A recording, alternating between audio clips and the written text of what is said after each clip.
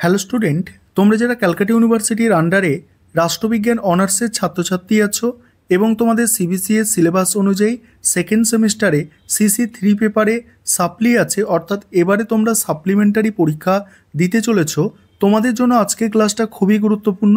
আজকের ক্লাসে তোমাদের CC3 পেপারের 100% কমনযোগ্য সাজেশান নিয়ে আলোচনা করব। প্রথমে দেখো 15 নম্বরের প্রশ্ন মডিউল 1 থেকে। প্রথম প্রশ্ন আছে, ভারতীয় সংবিধানে উল্লেখিত ধর্মীয় স্বাধীনতার অধিকারটি আলোচনা করো। কি বললাম?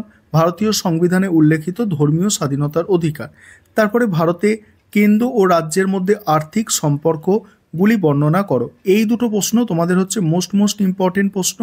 এছাড়া যে প্রশ্নগুলো আছে দেখো, ভারতের গণপরিষদের গঠন কার্যাবলী, ভারতে কেন্দ্র ও রাজ্যের মধ্যে আইনগত সম্পর্ক, তারপরে ভারতের সংবিধান প্রস্তাবনার প্রকৃতি ও তাৎপর্য আলোচনা করো। তারপরে আছে ভারতে কেন্দ্র ও রাজ্যের মধ্যে প্রশাসনিক সম্পর্ক আলোচনা করো। এবার এখানে বলি, মডিউল 1 থেকে তোমাদের প্রথম যে দুটো প্রশ্ন আছে, এই প্রশ্ন দুটো থেকে 90% পরীক্ষায় আসার সম্ভাবনা আছে, অর্থাৎ এই দুটো হচ্ছে মোস্ট ইম্পর্টেন্ট। তারপরে তোমরা এই দুটো দেখবে, প্রথমে 1-2 দেখবে এবং তারপরে 5 এবং 6 নম্বরের প্রশ্নটা দেখতে পারো। এবার 2 নম্বর মডিউল, এটা 2 হবে। 2 নম্বর মডিউলটা আলোচনা করব, তার আগে যে বিষয়টা তোমাদের বলার আছে, তোমাদের জন্য স্টাডি মেটেরিয়াল তৈরি করা হয়েছে, অর্থাৎ তোমরা যারা স্টাডি মেটেরিয়াল অর্থাৎ নোট পারচেস করতে চাইছো, নিচে যে নম্বরটা দেখতে পাচ্ছ এই নম্বরে যোগাযোগ করে পারচেস করতে পারো। এবার 2 নম্বর মডিউলটা দেখো, প্রথম প্রশ্ন আছে সংসদে কমিটি ব্যবস্থার উপর টিকা। পরের প্রশ্ন, সংসদের কার্যাবলী পুনর্বিবেচনার জন্য গঠিত জাতীয় কমিশনের প্রস্তাবগুলি আলোচনা করো। এই দুটো হচ্ছে তোমাদের মোস্ট ইম্পর্টেন্ট প্রশ্ন। আশা রাখি এই দুটো করলেই তোমরা একটা প্রশ্ন এখান থেকে কমন পাবে। এছাড়া যে প্রশ্ন দুটো একটু দেখতে পারো তোমরা যদি সময় পাও, তাহলে দেখো 3 নম্বর প্রশ্ন আছে, তুমি কি মনে করো যে বিচার বিভাগের সক্রিয়তা ভারতীয় গণতন্ত্রে একটি নিরাপত্তা ভাল্ব অর্থাৎ সেফটি ভাল্ব এর ভূমিকা পালন করে? উত্তরের সপক্ষে যুক্তি দাও। তারপরের প্রশ্ন, ভারতীয় সংবিধান সংশোধন পদ্ধতি আলোচনা করো। এবার দেখো 10 নম্বরের প্রশ্ন। 10 নম্বরের প্রশ্ন দেখো, 10 নম্বরের প্রশ্ন মডিউল 1 থেকে প্রথম প্রশ্ন, ভারতের নাগরিকতা আইনগুলি বর্ণনা করো।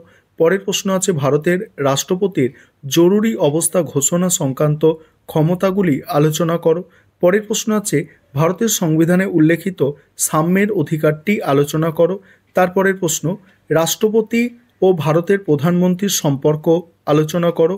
পরের প্রশ্ন আছে, ভারতের সংবিধানে উল্লেখিত ধর্মীয় স্বাধীনতার অধিকার আলোচনা করো।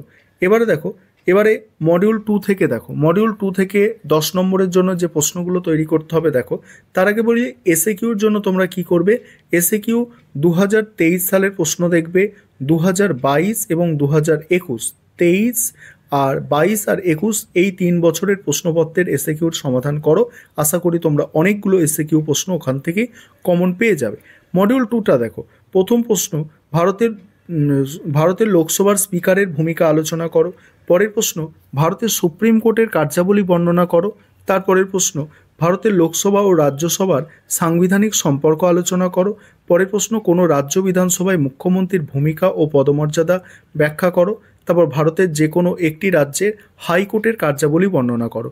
এগুলো তোমরা মডিউল 2 থেকে 10 নম্বরের প্রশ্ন তৈরি করবে। এই হচ্ছে তোমাদের 100% কমনযোগ্য লাস্ট মিনিট সাজেশন।